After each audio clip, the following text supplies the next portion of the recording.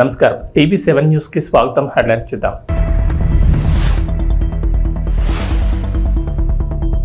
పోలవరం పూర్తికి చంద్రబాబు సర్కార్ కీలక నిర్ణయం. రంగంలోకి అంతర్జాతీయ నిపుణుల బృందం.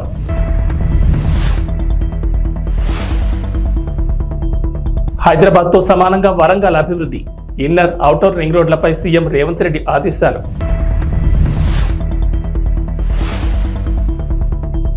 ఉదయం 6 గంటలకే ఏపీలో ఇంటి వద్దకు పెన్షన్లు. సీఎస్ కీలక ఆదేశాలు.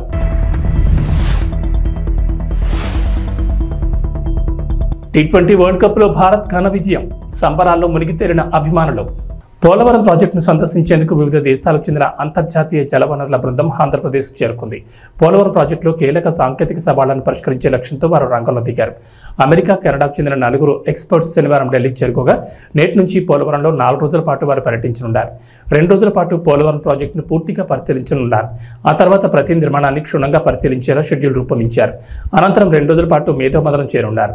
ఇంటర్నేషనల్ ఎక్స్పర్ట్స్ తో పాటు పోలవరం ప్రాజెక్టు అథారిటీ ముఖ్యులు, కేంద్ర జల సంఘం నిపుణులు, సిఎస్ఎంఆర్ఎస్ ప్రతినిధులు, వ్యాప్కోస్, బావర్, కెల్లార్, మేకా కంపెనీల ప్రతినిధులు, అంతర్జాతీయ డిజైన్ సంస్థ ఆఫ్రి ప్రతినిధులు పోలవరం సందర్శించనున్నారు.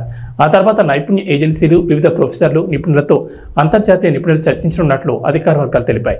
పోలవరం ప్రాజెక్టు ముందుకు సాగకపోవడానికి ఏర్పడిన సమస్యలను పరిష్కరించడానికి అంతర్జాతీయ స్థాయి నైపుణ్యాలు అవసరమని గుర్తించిన కేంద్ర జల సంఘం ఇప్పటికే డిజైన్ రూపొందించేందుకు అంతర్జాతీయ డిజైన్ ఏజెన్సీ ఆఫ్రిని ఆశ్రయించింది. వీరికి తోడు అమెరికాకు చెందిన David B Paul, Gias Franco Di Cisco, కెనడాకు చెందిన రిచర్డ్ డోనిల్లీ, సీస్ హించ్బెర్గర్లను నియమించారు. అంతర్జాతీయ డ్యాం భద్రతా నైపుణ్యం, సివిల్ ఇంజనీరింగ్, హైడ్రాలిక్ నిర్మాణాలు, structural engineering, structural solutions, geo technical engineering వంటి అంశాల్లో ఈ నిపుణులకున్న అంతర్జాతీయ స్థాయి నైపుణ్యం ఉపయోగపడుతుందని కేంద్ర జలసంఘం తెలిపింది. రాష్ట్ర రాజధాని హైదరాబాద్తో సమానంగా వరంగల్ నగరాన్ని అభివృద్ధి చేస్తామని ముఖ్యమంత్రి యనమల రేవంత్ రెడ్డి అన్నారు. పలు అభివృద్ధి కార్యక్రమాలకు సంబంధించిన అంశాలపై అధికారులకు సూచనలు చేసి సత్వరమే ప్రతిపాదనలు సిద్ధం చేసి పంపాలని ఆదేశించారు. హెరిటేజ్ సిటీగా వరంగల్ నగరాన్ని అభివృద్ధి చేసేందుకు అవసరమైన అన్ని చర్యలు చేపట్టాలని అధికారులను ఆదేశించారు. Warangal outer ring road, inner ring రోడ్డుకి సంబంధించి భూసేకరణ ప్రక్రియ త్వరగా పూర్తి చేయాలని సూచించారు. వరంగల్ నగరంలో గ్రేటర్ వరంగల్ మున్సిపల్ కార్పొరేషన్ అభివృద్ధిపై సీఎం రేవంత్ రెడ్డి ఉన్నత స్థాయి సమీక్షా సమావేశం నిర్వహించారు. మంత్రులు సీతక్క, కొండా సురేఖ, సిఎస్ శాంతికుమారి సహా ఎమ్మెల్యేలు, ఉన్నతాధికారులు ఈ సమావేశంలో పాల్గొన్నారు. నేషనల్ హైవే నుంచి నేషనల్ హైవేకు కనెక్ట్ అయ్యేలా ఔటర్ రింగ్ రోడ్ నిర్మాణం ఉండాలని అధికారులకు సీఎం రేవంత్ రెడ్డి సూచించారు. ఔటర్ రింగ్ రోడ్ నుంచి టెక్స్టైల్ పార్కు కనెక్టివిటీ ఉండేలా రోడ్డు మార్గం ఉండాలని సూచించారు. భూసేకరణకు అవసరమయ్యే నిధులకు సంబంధించి పూర్తి వివరాలు అందించాలని అధికారులను ఆదేశించారు. ఈ నగరానికి ఎయిర్పోర్ట్ తీసుకొస్తున్నాం తొందరలోనే, ఈ నగరానికి మాస్టర్ ప్లాన్ తీసుకొస్తున్నాం తొందరలోనే, ఈ నగరానికి టెక్స్టైల్ పార్కును తొందరలోనే ప్రారంభించబోతున్నాం. ఇది జాతీయ స్థాయిలో గుర్తింపు పొందే నగరంగా health tourism, education and eco tourism, temple tourism ఇవన్నిటినీ ఒక వరంగల్ నగరంలో చేయగలిగిన స్కోప్ ఉన్న నగరం. తప్పకుండా వాటి అన్నిటి మీద ఫోకస్ పెడతాం. తెలంగాణ రాష్ట్రంలో అత్యధిక ప్రాధాన్యత ఇచ్చే నగరంగా వరంగల్కు మా ప్రభుత్వం ప్రాధాన్యత ఇస్తుంది. అందుకే ఈరోజు మధ్యాహ్నం నుంచి ఇప్పటి వరకు వరంగల్ నగర అభివృద్ధికి సంబంధించిన సమీక్ష సమావేశం ఏర్పాటు చేసుకున్నాం. నేను ఫ్రీక్వెంట్గా వరంగల్ నగరానికి పర్యటనకు వస్తూనే ఉంటా. మెడికవర్ వల్ల ఈ ప్రాంత ప్రజలకు మేలు జరిగిందని నేను వినాలనుకుంటున్నా. ఆ దిశగా సిబ్బంది యాజమాన్యం పనిచేయాలని తెలియజేస్తూ ఆంధ్రప్రదేశ్లో పెన్షన్ల పంపిణీకి రంగం సిద్ధమైంది. కొత్త ప్రభుత్వ అధికారంలోకి వచ్చిన తర్వాత పెంచిన పెన్షన్లను జూలై 1వ తేదీన లబ్ధిదారులకు అందించనున్నారు. ఈ క్రమంలోనే స్వయంగా ముఖ్యమంత్రి నారా చంద్రబాబు నాయుడు లబ్ధిదారుడి ఇంటికి వెళ్లి పింఛన్ డబ్బులు అందించనున్నారు. మరోవైపు రాష్ట్ర వ్యాప్తంగా పెన్షన్లు పంపిణీ చేసేందుకు అన్ని ఏర్పాట్లు సిద్ధం చేసుకోవాలని ఇప్పటికే జిల్లా కలెక్టర్లకు సీఎస్ కీలక ఆదేశాలు జారీ చేశారు. సోమవారం ఉదయం 6 గంటల నుంచి రాష్ట్రంలోని అన్ని జిల్లాల్లో పెన్షన్లు ఇంటి వద్దకే వెళ్లి లబ్ధిదారుల చేతుల్లో పెట్టాలని సీఎస్ ఆదేశించారు. అందుకు ముందుగానే డబ్బులు బ్యాంకుల నుంచి విత్డ్రా చేసుకుని ఉంచుకోవాలని అధికారులకు ఆదేశాలు జారీ చేశారు. ఇక పెరిగిన పెన్షన్ 4,000తో పాటుగా గత 3 నెలల బకాయిలు 3,000 కలిపి జూలై 1వ తేదీన లబ్ధిదారులకు 7,000 అందనుంది. జూలై 1వ తేదీన 90% లబ్ధిదారులకు పెన్షన్లు పంపిణీ చేయాలని ఏపీ సీఎస్ నీరబ్ కుమార్ ప్రసాద్ అన్ని జిల్లాల కలెక్టర్లను ఇప్పటికే ఆదేశించారు. సీఎం చంద్రబాబు నిర్ణయం మేరకు కలెక్టర్లకు సీఎస్ ఆదేశాలు జారీ చేశారు. ఏపీలో మొత్తం 65,18,496 మంది పెన్షన్ లబ్ధిదారులు ఉన్నారు. ఇందుకోసం ప్రభుత్వం 4,399.89 కోట్ల నిధులను ఇప్పటికే విడుదల చేసింది. ఇక 1వ తేదీ రోజు పెన్షన్లు అందని వారికి తర్వాత రోజు ఖచ్చితంగా అందజేయాలని స్పష్టం చేశారు. ఇక పెన్షన్ల పథకానికి సంబంధించిన పేరును ఎన్టీఆర్ భరోసాగా పంపిణీ చేశారు. ఈ క్రమంలోనే గుంటూరు జిల్లాలోని తాడేపల్లి మండలం పెనుమాకలో ఇంటింటికి వెళ్లి పెన్షన్లు పంపిణీ చేయనున్నారు. ఇలా సీఎం ఇంటింటికి వెళ్లి పెన్షన్లు పంపిణీ చేయడం ఇదే మొదటిసారి కావడం గమనార్హం. 1వ తారీఖు నుంచి మరి చంద్రబాబు నాయుడు గారు ఎన్టీఆర్ భరోసా కింద ప్రతి ఒక్కరికి 4,000 రూపాయలు పెన్షన్ ఇచ్చే కార్యక్రమాన్ని కూడా ప్రారంభించుకుంటున్నాం. ఏప్రిల్ నుంచి కూడా లెక్క పెట్టుకుని ఏప్రిల్, మే, జూన్ 3 నెలలకు కలిపి 3,000 రూపాయలు ప్లస్ జూలై 4,000 కలిపి 7,000 రూపాయలు రేపు 1వ తారీఖు ఉదయం 6 గంటల నుంచి నేరుగా ఇంటికి తీసుకొచ్చి వారికి స్వయంగా అందించే కార్యక్రమాన్ని కూడా మరి ప్లాన్ చేసుకోవడం జరుగుతుంది. అది కూడా అందించడం జరుగుతుంది. అర్హులైనటువంటి అందరికీ ఇవ్వాలనే లక్ష్యంతో ఈ కార్యక్రమాన్ని చేస్తున్నాం. ఇందులో ఎక్కడా కూడా గతంలో చాలా బోగస్లు ఉన్నాయి, ఇక్కడ కూడా మా దృష్టికి వచ్చినాయి. ఇవన్నీ కూడా మేము అరికట్టి ప్రజాధనాన్ని ఎక్కడ కూడా దుర్వినియోగం కాకుండా చేయాలనే లక్ష్యంతోనే ఈ కార్యక్రమాన్ని చేస్తున్నాం. ఎందుకంటే గతంలో చూసాం, గత ప్రభుత్వంలో పెన్షన్ని ముఖ్యమంత్రి జగన్మోహన్ రెడ్డి గారు, మరి చంద్రబాబు నాయుడు గారు, అలాగే ఎన్టీ రామారావు గారు 75 రూపాయలతో పెన్షన్, 35 రూపాయలతో పెన్షన్ స్టార్ట్ చేశారు. దాన్ని 75 రూపాయలు చేస్తే తర్వాత 200 ఉన్న పెన్షన్ ని 2,000 రూపాయలు చేసింది కూడా చంద్రబాబు నాయుడు గారు. 2,000 రూపాయల పెన్షన్ 3,000 రూపాయలు చేస్తానని చెప్పి ప్రజల్ని మోసం చేశారు జగన్మోహన్ రెడ్డి గారు. వచ్చిన వెంటనే చేస్తానని, తర్వాత దశల వారీగా అని చెప్పి మరి సంవత్సరానికి 250 రూపాయలు పెంచుతానని చెప్పి 5 సంవత్సరాల పాటు ప్రజలు మోసం చేశారు. దాదాపు 30,000 రూపాయలు వాళ్ళు ప్రతి ఒక్క పెన్షన్దారుడు 30,000 రూపాయలు వాళ్ళు జగన్మోహన్ రెడ్డి వల్ల నష్టపోయారు. ఇవాళ ఈ ప్రభుత్వం వచ్చిన వెంటనే చంద్రబాబు నాయుడు గారు ఇచ్చినటువంటి హామీ ప్రకారం 4,000 రూపాయలు ఇవాళ మేము పెన్షన్ ఇవ్వడం అనేది ఇవాళ ఇది ఒక, ఎందుకంటే అవ్వాతాతలు ఎవరైతే వృద్ధులు ఉన్నారో, వితంతులు ఉన్నారో, వికలాంగులు ఉన్నారో 100% ఉన్నటువంటి వికలాంగులకు కూడా ఇవాళ 15,000 రూపాయలు. ఇవన్నీ కూడా మేము చేసుకుని ముందుకెళ్ళబోతున్నాం. మరి ప్రజలకి న్యాయం చేయాలి, ఈ రాష్ట్రంలో స్వచ్ఛమైన పరిపాలన అందించాలనే లక్ష్యంగా పనిచేస్తున్నాం. మరి ప్రజా దర్బారులో ప్రతి వారం ఇది నడుస్తుంది. ప్రతి ఒక్కరు కూడా దీంట్లో భాగస్వాములే. మన నియోజకవర్గాన్ని అభివృద్ధి సంక్షేమ బాటలో నడవాలని ప్రతి ఒక్కరిని కూడా కోరుకుంటూ, తెలుగుదేశం కూటమి అధికారంలోకి వచ్చిన తర్వాత ఆంధ్రప్రదేశ్లో సంచలన మార్పులు చోటు చేసుకుంటున్నాయి. గత వైసీపీ పాలనలో రాష్ట్రంలోని అన్ని వ్యవస్థలు ధ్వంసమయ్యాయని పేర్కొన్న తెలుగుదేశం కూటమి ప్రభుత్వం వాటన్నింటినీ చక్కదిద్దామని ఇప్పటికే ఎన్నోసార్లు తేల్చి చెప్పింది. ఈ నేపథ్యంలోనే తిరుమల తిరుపతి దేవస్థానంపై నారా చంద్రబాబు నాయుడు సర్కార్ మరింత దృష్టి సారించింది. తిరుమల దర్శనానికి వచ్చే భక్తులకు అన్ని సౌకర్యాలు కల్పించడంతో పాటు తిరుమలలో లడ్డు, ఉచిత అన్నప్రసాదాల నాణ్యతలో ఎలాంటి రాజీ పడకూడదని నిర్ణయించింది. భక్తులకు మంచి రుచితో కూడిన ప్రసాదాలు అందించాలని కీలక చర్యలు చేపడుతోంది. తాజాగా తిరుపతిలోని తిరుమల తిరుపతి దేవస్థానం పరిపాలనా భవనంలో అధికారులు, డైరీ నిపుణులతో టీటీడీ ఈవో జె శ్యామలరావు సమీక్ష సమావేశం నిర్వహించారు. శ్రీవారి లడ్డు నాణ్యతను మరింత పెంచడానికి వెంటనే చర్యలు తీసుకోవాలని అధికారులకు ఆదేశాలు జారీ చేశారు. లడ్డు తయారీలో వినియోగించే నెయ్యి విషయంపై ప్రధానంగా ఫోకస్ పెట్టారు. నాణ్యమైన నెయ్యిని ఎలా కొనుగోలు చేయాలి, కొనుగోలు చేసిన నెయ్యిని ప్రస్తుతం పరీక్షిస్తున్న విధంగా కాకుండా మరింత అత్యాధునికంగా సాంకేతిక పరిజ్ఞానంతో ఎలా పరీక్షించాలి వంటి అనేక అంశాలపై చర్చించారు. ఈ క్రమంలోనే అందుకు తీసుకోవాల్సిన చర్యలు తెలపాలని అధికారులకు సూచించారు.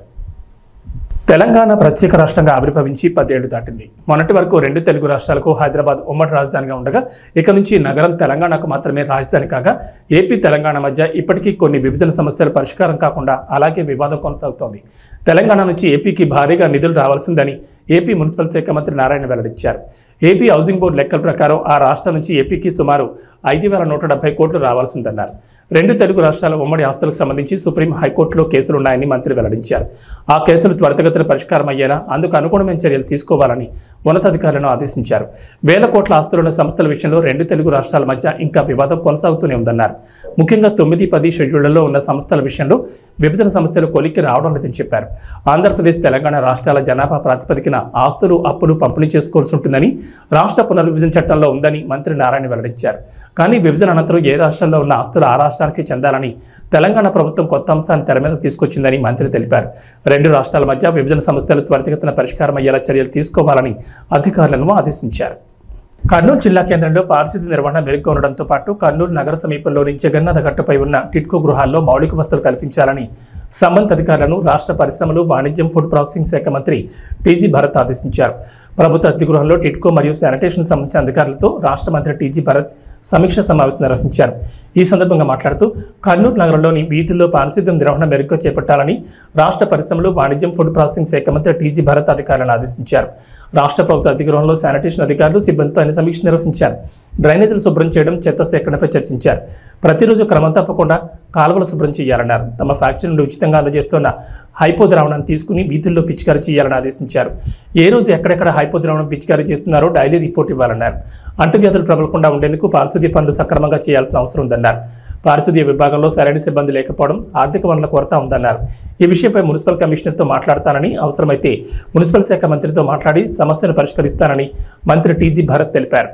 కర్నూలు నగర సమీపంలోని జగన్నాథ గట్టుపై 10,000 టిడ్కో గృహాలు మంజూరయ్యాయని, ఈ గృహాల కోసం అర్హులైన వారి వివరాలను వార్డు వైజ్గా లిస్ట్ తయారు చేసి ఇవ్వాలని సంబంధిత అధికారులను మంత్రి ఆదేశించారు. గృహాలు పూర్తి కావడానికి ఇంకా ఎంత నిధులు అవసరమని మంత్రి అధికారులను అడిగి తెలుసుకున్నారు.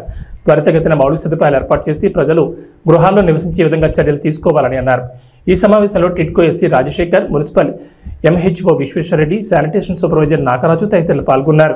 తెలంగాణలో ప్రసిద్ధిగాంచిన వరంగల్ భద్రకాళి అమ్మవారి ఆలయ రూపురేఖలు మారనున్నాయి. ఈ మేరకు తెలంగాణ రాష్ట్ర దేవాదాయ కమిషనర్ హనుమంతరావు కీలక ప్రకటన చేశారు.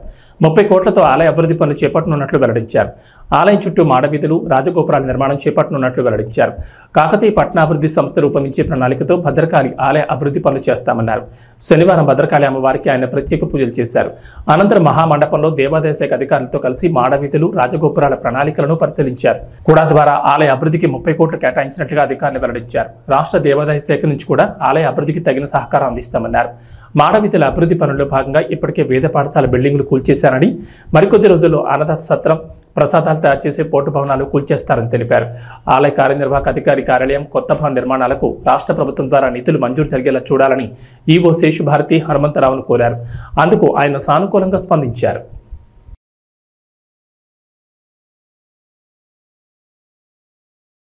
చిత్తూరు జిల్లా పొంగనూరులో YCP MP Peddireddy Mithun Reddy house arrest అయ్యారు. ఈ రోజు కార్యకర్తల సమావేశం నిర్వహించేందుకు మిథున్ రెడ్డి సిద్ధమయ్యారు.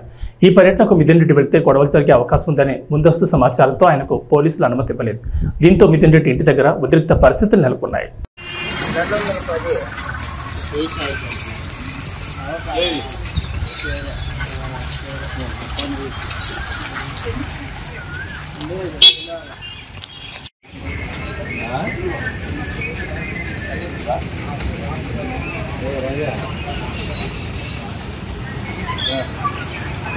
Pan India star Prabhas, Nag Ashwin కాంబోలో వచ్చిన కల్కి 2898 చిత్రం బాక్సాఫీస్ దగ్గర భారీ వసూళ్లు సాధిస్తోంది.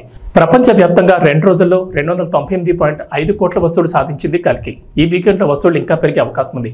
అమితాబ్ బచ్చన్, కమల్ హాసన్, దీపికా పదుకోని, దిశా పటాని, బ్రహ్మానందం, రాజేంద్ర ప్రసాద్, మాళవిక నాయర్ వంటి స్టార్ కాస్టింగ్ ఈ చిత్రంలో ఉంది. వీరే కాకుండా విజయ్ దేవరకొండ, దుల్కర్ సల్మాన్, రాజమౌళి, ఆర్జీవి, ఫరియా, అనుదీప్ అతిథి పాత్రలో సందడి చేశారు. ఇక సినిమాలో కాంప్లెక్స్ లో సాగే టక్కర సాంగ్ విపరీతంగా ఆకట్టుకుంటోంది. ఈ పాటలో దిశా పటాని అందాలు, ప్రభాస్ క్యూట్ స్టెప్పులు ఆడియన్స్ ని ఫిదా చేశాయి.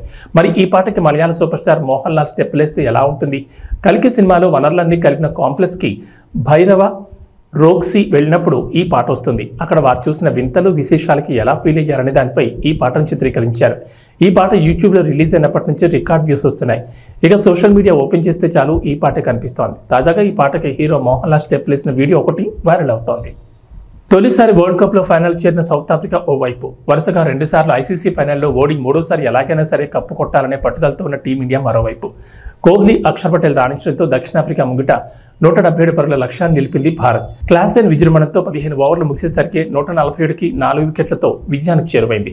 సౌత్ ఆఫ్రికా 15 ఓవర్లలో 24 పరుగులు పిండుకున్న దక్షిణాఫ్రికా మరో 5 ఓవర్లలో 30 రన్స్ చేస్తే చాలు తొలిసారి వరల్డ్ కప్ గెలిచే అవకాశం. కానీ ఈ దశలో భారత బౌలర్లు అద్భుతం చేశారు. చూస్తున్నది కళా నిజమా అనేలా అర్ధరాత్రి పూట టీవీల ముందు అతుక్కుపోయిన కోట్లాది మంది భారత క్రికెట్ అభిమానులను సంబరమాశ్చర్యాలు గురిచేసే ప్రదర్శనతో జట్టును విజయ తీరాలకు తీసుకెళ్లారు.